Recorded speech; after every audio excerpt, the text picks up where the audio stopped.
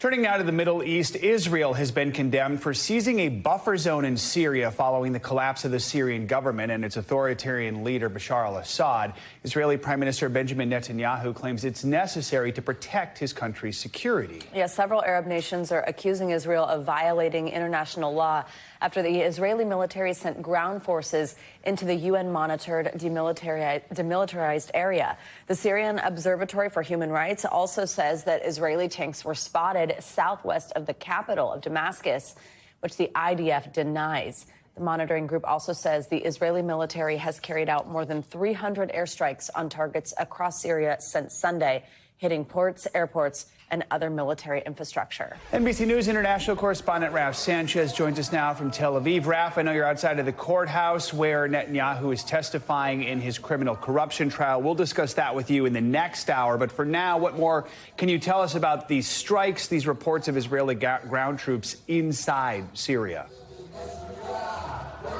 So, Joe, Savannah, very widespread Israeli strikes all across Syria since the weekend. And as you said, Israel's government is saying the goal of these strikes is to destroy strategic weapons left behind by the Assad regime that could fall into the hands of extremists inside of Syria. They are especially concerned about Assad's stockpiles of biological and chemical weapons, as well as ballistic missiles. But given the scale of these strikes, it does appear that Israel is effectively trying to demilitarize Syria, to destroy all of the major military assets of the Assad regime so that none of them end up in the hands of the rebels. In terms of what's going on the ground, Israel has sent troops first into what was a buffer zone in between Israeli and Syrian positions, and they have now acknowledged they have crossed over that buffer zone, and they are a little further into Syrian territory. It does not appear accurate that they are advancing towards Damascus,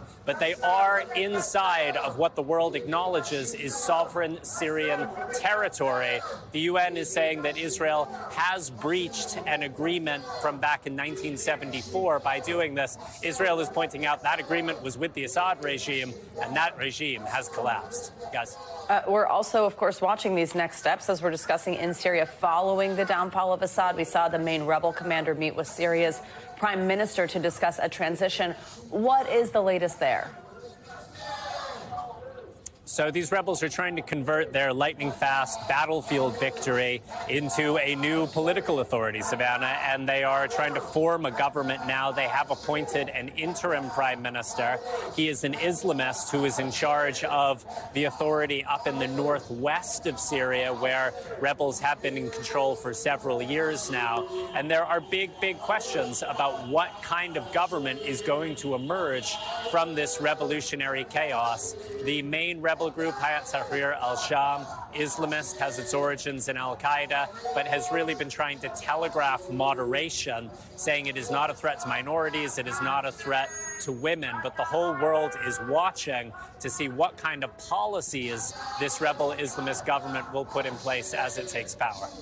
Guys. All right, Raf Sanchez. Raf, thanks for your reporting. Appreciate it. Thanks for watching. Stay updated about breaking news and top stories on the NBC News app or follow us on social media.